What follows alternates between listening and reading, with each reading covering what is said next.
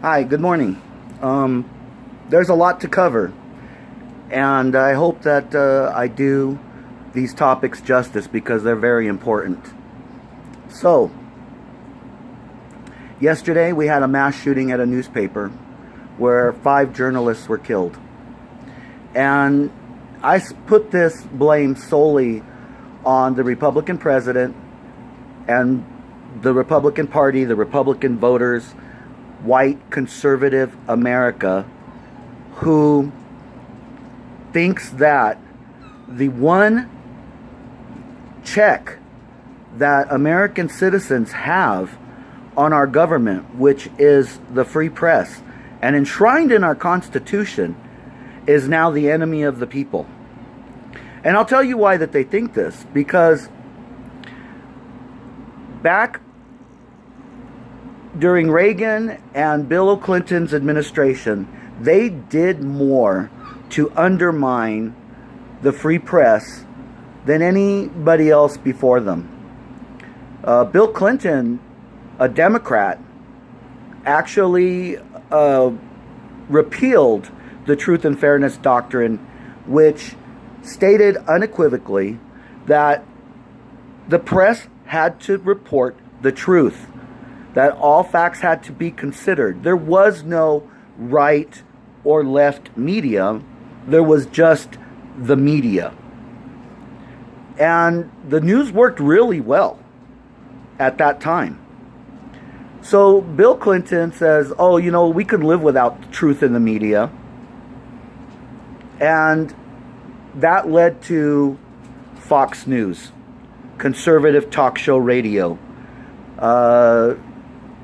It led to Bannon's publication company, publishing and media company. Because now the truth was no longer important. It was more about opinions.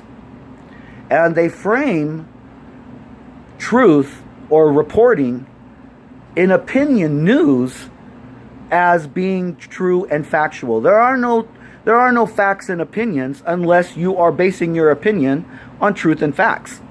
And 3 studies were conducted on Fox Cable News demonstrating that they only told the truth in a 24-hour period, any 24-hour period, 16% of the time.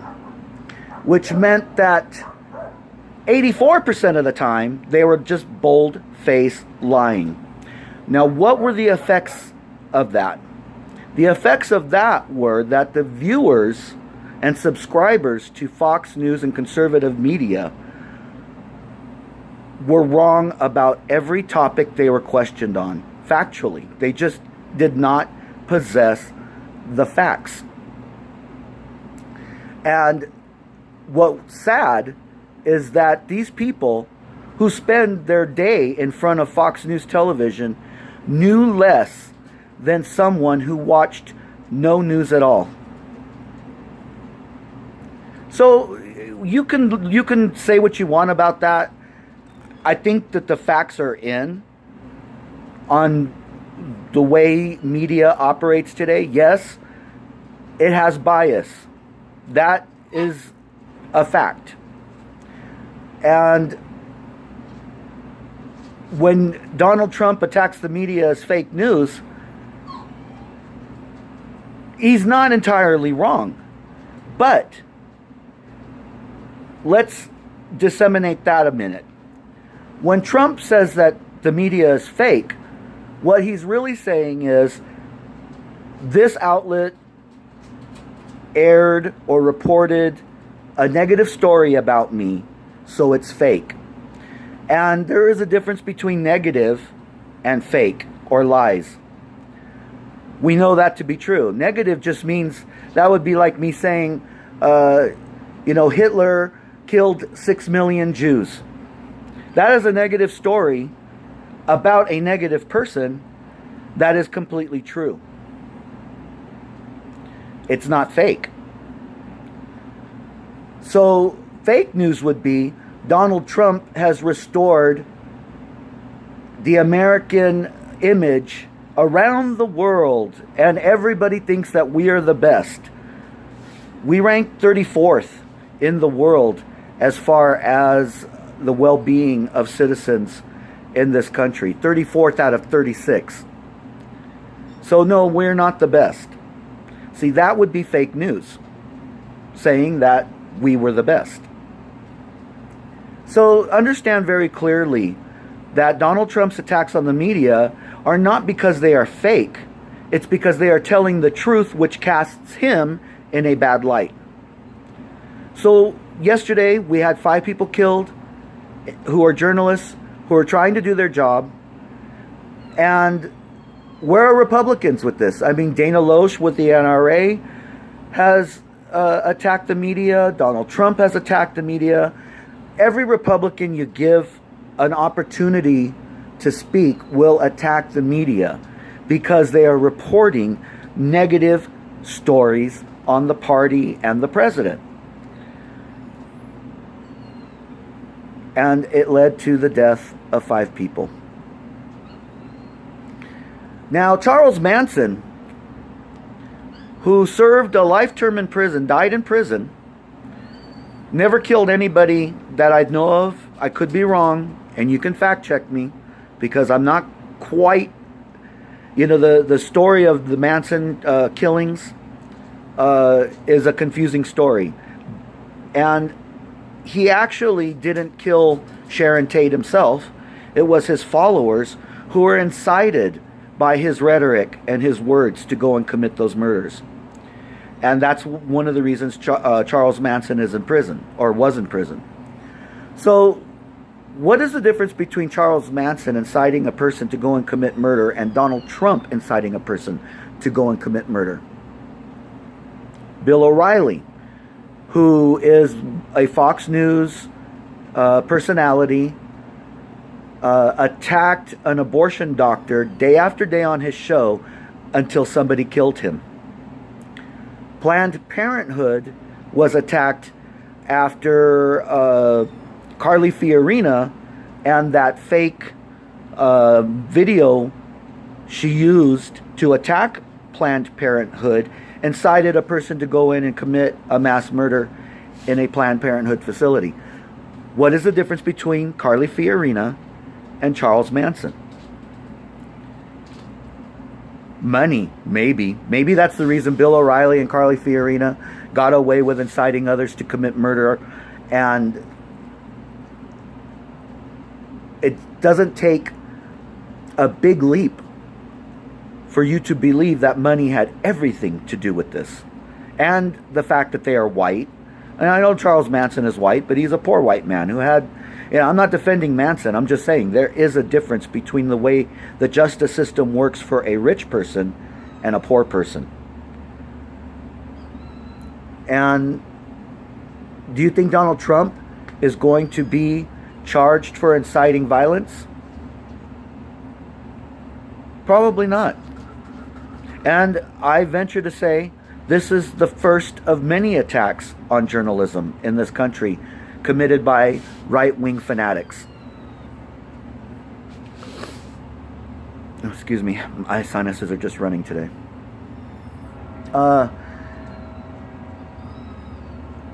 Now, let's move on. Alexandria Ocasio-Cortez won a New York Democratic primary based on Bernie Sanders style policies. And Nancy Pelosi says, oh, that was a fluke. That was just a fluke. The party doesn't want to change. Here is this old, ancient, crusty old bitch who is so connected to the pipeline of money that her office brings to her that she refuses to see that the party is indeed changing. That the Democratic Party has 2 factions. It has this old school baby boomer dwindling out voter base,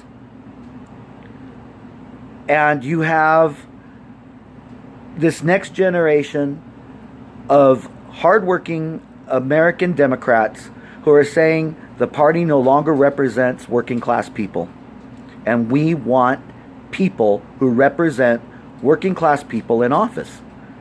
So we could potentially, as a party, lose to Donald Trump again in 2020. That is, if he's not hauled off to jail for all the crimes that he's committed, the treason that he's committed, the election fraud that he's committed, the emoluments crimes that he has committed, the pay-for-play crimes he has committed. You know, we could potentially lose to Donald Trump again because of this. And the DNC, which says that it doesn't play favorites, but yet in court says we have the absolute right to determine, better than the people who we are asking to vote for us, determine who should run and who shouldn't. And they pulled this crap on Bernie Sanders during the DNC primary, boosting Hillary Clinton and losing to Donald Trump because they didn't listen to the people. Excuse me. There were thousands and thousands, and we're talking 20,000+ people showing up to every Sanders rally during the primaries, and Hillary Clinton could barely fill a cafegimatorium at a public high school. They had to crowd the people around her, the 900 people who were there, and act like she had this rousing rally comparable to what Bernie Sanders was holding. And she lost. The DNC put up the only candidate who could possibly lose to Donald Trump, and she lost. Just like everybody knew it would happen. The polling showed it would happen. Whereas Bernie Sanders was polling 22 points ahead of Donald Trump, Hillary Clinton never got higher than the margin of error that the polls allowed for. She never was more than 6% higher than Donald Trump in any poll.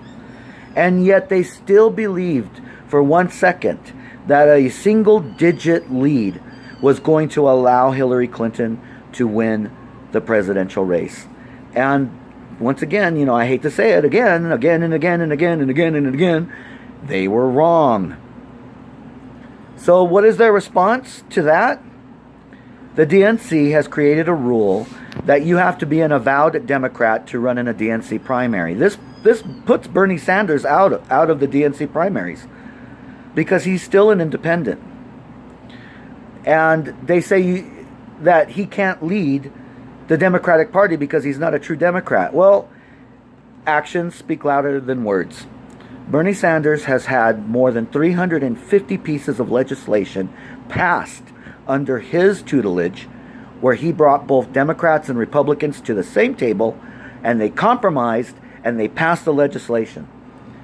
Now, if he had been a Dem, do you think he would have been able to get Republicans to the table? If he had been a Republican, do you think he would have got Dems to come to the table? He had to do it outside of this partisan party politics.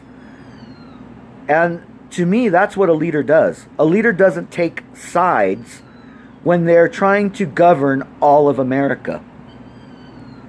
A true leader does not take sides. A true leader says, come to the table. So I'll put that out there. I want you to mull on that. I don't know where Bernie Sanders is going to be come 2020. I certainly hope that he is on a ballot, because 46% of Americans did not vote in the last election. And it wasn't because they were lazy. It wasn't because they weren't interested.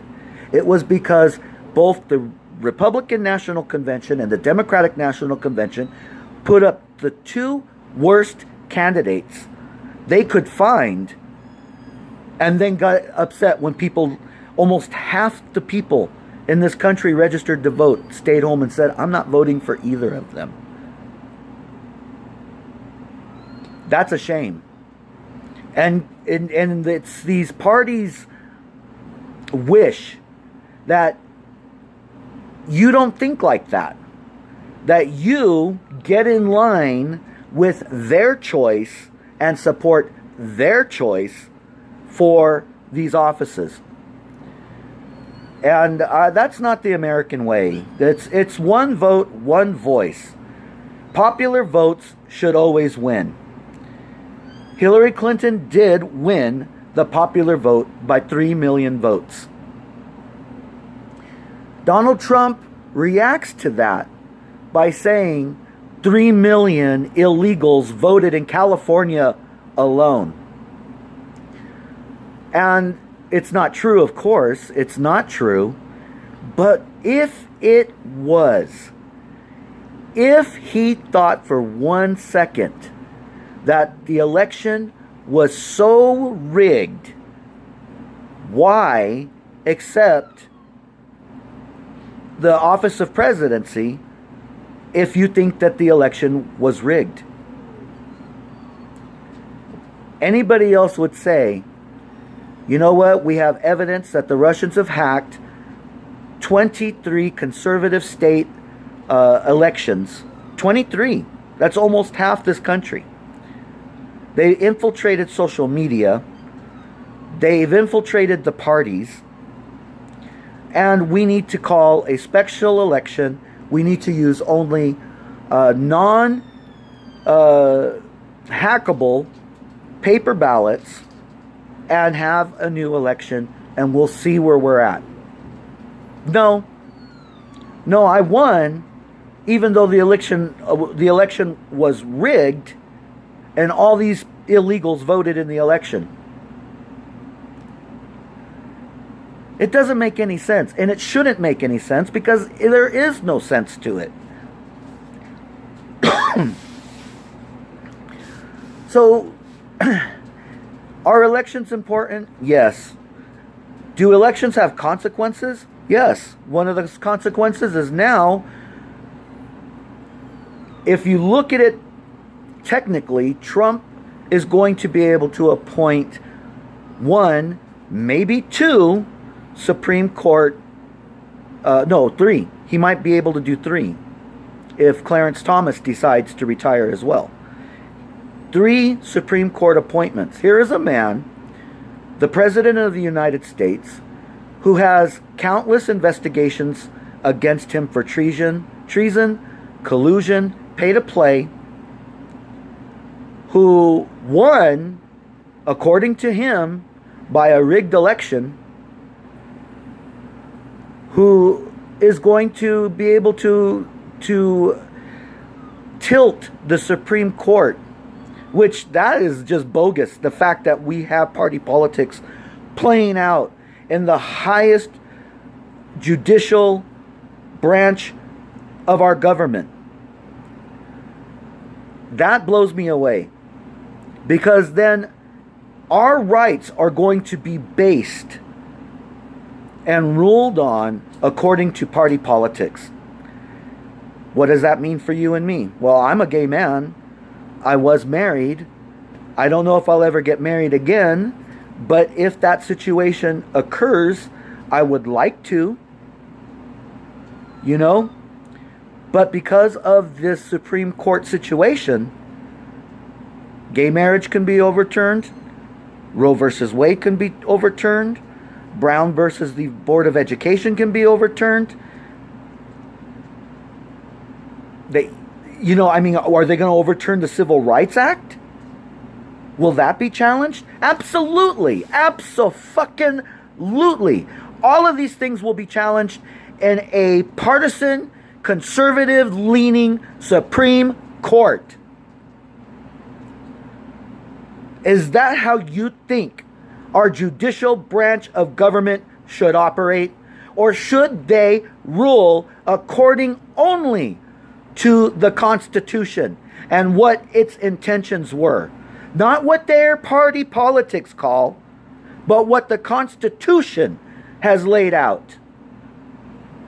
So understand very clearly that if they could take my rights away, they can take your rights away.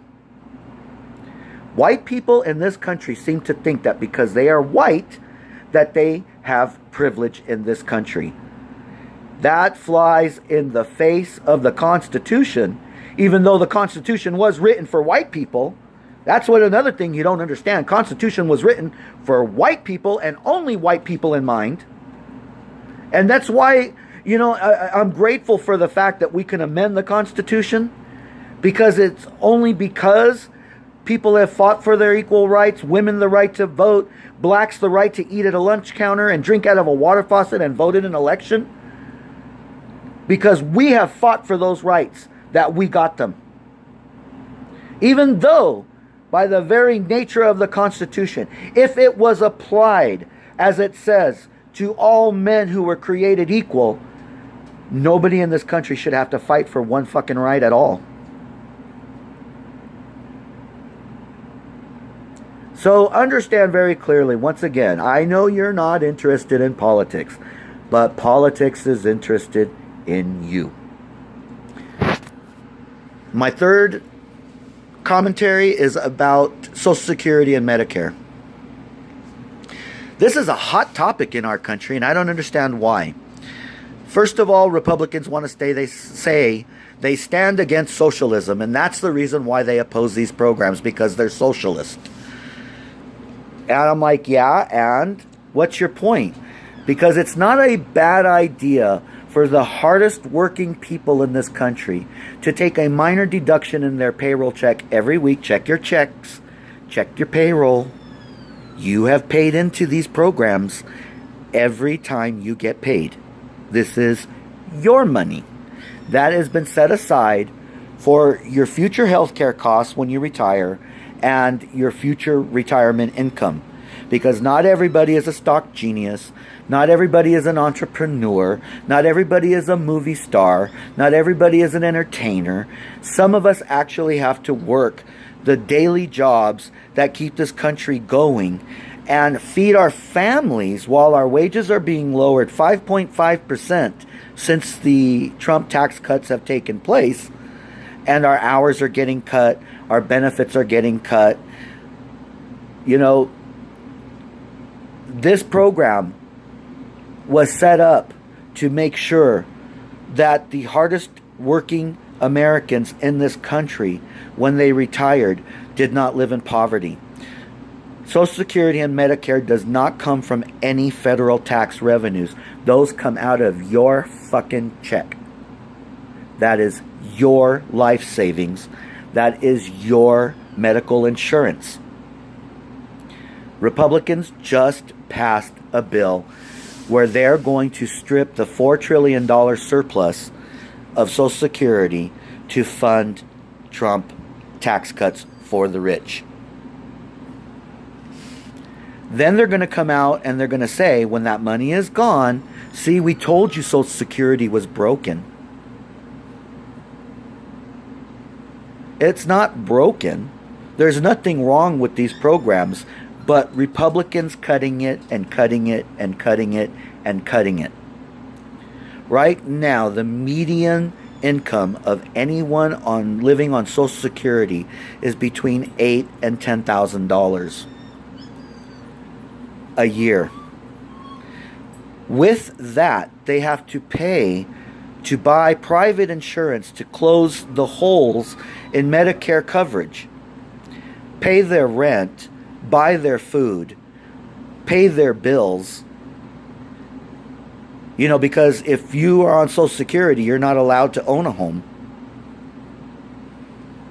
You literally have to get rid of your wealth, whatever it is you have, in order to pass the means test for Social Security. Do you think it's right that a person who's worked their entire life to pay off their home has to sell it to access the funds that they have paid into Social Security their entire lives? Wouldn't it be better? Wouldn't it be more reasonable to say, stay in your home?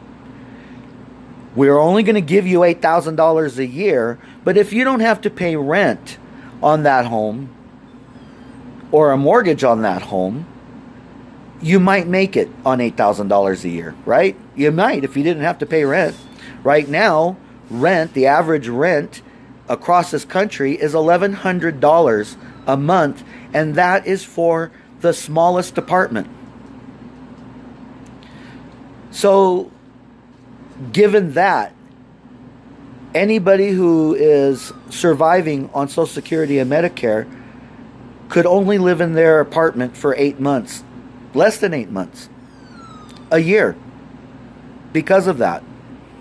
So I want you to, seriously consider these issues, because I know for a fact that there are conservative, Republican, Trump-supporting white Americans who have to subsist their lives on Social Security and Medicare alongside Democrats, gay people, brown people, right? These cuts aren't just going to affect the minorities that you don't like. These cuts are going to affect you. And when the Republicans have emptied the trust fund of Social Security and tell you, we told you it didn't work, this is going to be on you, because you are not voting for your own best interests. You are voting for the people who hate the same people you do. And I just want to ask you, when has hate ever worked? When has it ever worked? Do you think it's going to work for you? Is your response to the end of Social Security and Medicare, but I hated all the right people? How could this happen to me?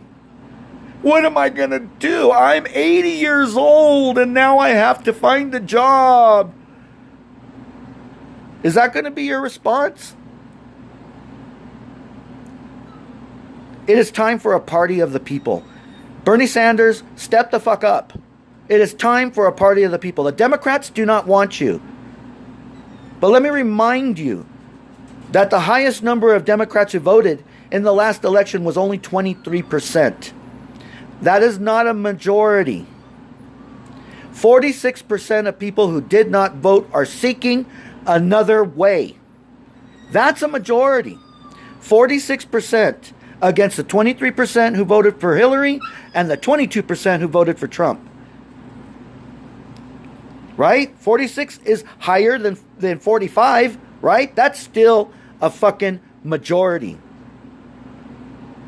And amongst those 23 and 22%, there were people in those two camps who said, just not Hillary, just not Trump, who might have voted a third-party candidate if given that chance, if given a candidate that they believed in, like Bernie Sanders. So, I know this is a long video. I hope you listen to it to the end. But consider everything that I have said. Okay? Because elections are important. Elections have consequences. I don't care if you don't or are not interested in politics. Politics are interested in you. Bye.